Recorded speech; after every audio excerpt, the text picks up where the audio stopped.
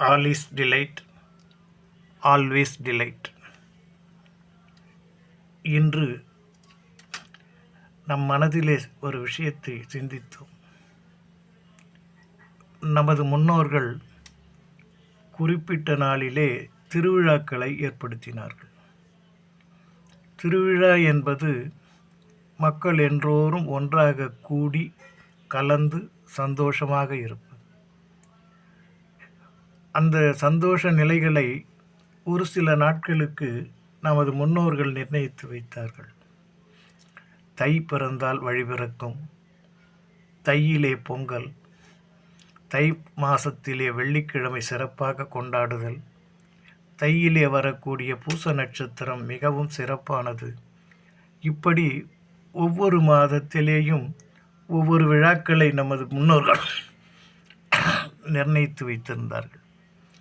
இவையெல்லாம் ஏன் அந்த குறிப்பிட்ட மாதத்திலே செய்கிறார்கள்? மார்கழி மாதத்தை எடுத்துக்கொண்டால் ஆருத்ரா, மார்கழி முழுவதுமே சிறப்பான மாதமாக நமது முன்னோர்கள் சொல்லியிருக்கிறார்கள். கார்த்திகையிலே அண்ணாமலையில் திருவிளக்கு ஏற்றுகிறார்கள். ஐப்பசியிலே சஷ்டி விரதம் எடுத்துக்கொள்ளுகிறார்கள்.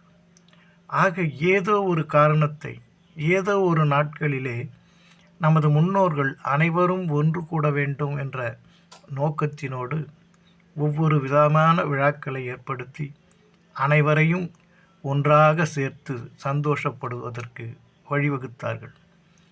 இதை பிற்காலத்திலே இருக்கக்கூடிய மத பிரிவினவாதிகள் அதையெல்லாம் மூடத்தனம் என்று சொல்லி கேலியும் கிண்டலும் செய்து மக்களுடைய மனதிலே சின்ன பிரிவினையும் விகல்பத்தையும் ஏற்படுத்தியிருக்கிறார்கள்.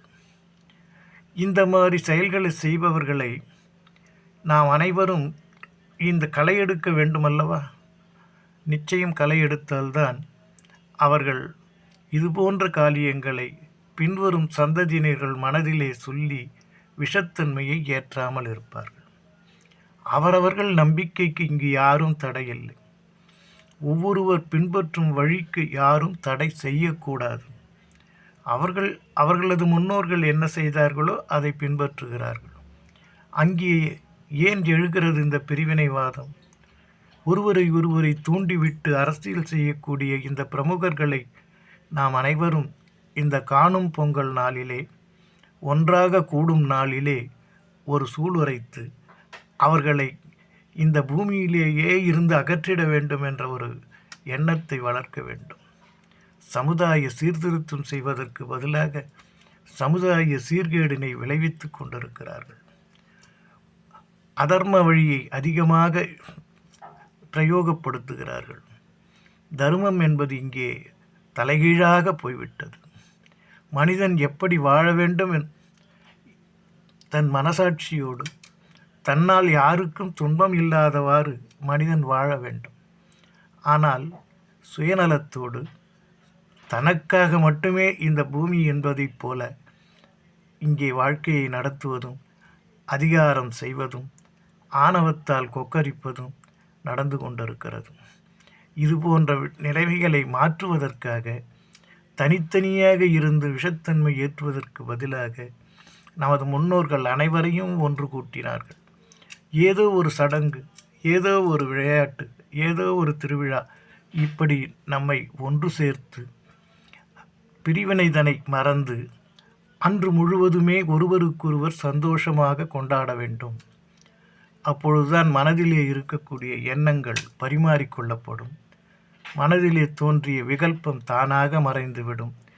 இது இத்தனை நாள் உன்னை பற்றி தெரியாமல் போயிடுச்சு, இன்றைக்கி தான் நம்ம மனம் விட்டு பேசணும், இனிமேல் இந்த மாதிரி சந்தோஷமாக இருப்போம் அப்படின்று ஒரு வார்த்தையை நாம் இந்த மக்களிடத்திலே கேட்க வேண்டும். அதற்கு நாமும் ஒரு கருவியாக மற்றவர்களிடத்திலே விஷத்தன்மை இருப்பதை அகற்ற வேண்டும். நம்முள்ள பேதமை ஏற்படுத்துவதை விரட்டி அடிக்க வேண்டும். இது இந்த பொங்கல் தை மாதத்திலே, இன்றைய காணும் பொங்கல் நாளிலே நாம் ஒரு உறுதிமொழி எடுத்துக்கொள்வோம். வாருங்கள், அனைவரும் இந்த சமுதாயத்தை ஒற்றுமை, ஒன்றாக வாழ்வோம், நன்றாக வாழ்வோம், நலமாக வாழ்வோம் என்று கூறி, அதற்கு இன்று முதல் நானும் ஒரு அங்கம் என்று ஒவ்வொருவரும் உறுதிமொழி எடுத்துக் கொள்ளுவீர்கள் என்ற நம்பிக்கையில் எல்லாம் இன்பமயம், எப்பொழுதும் இன்பமயம்.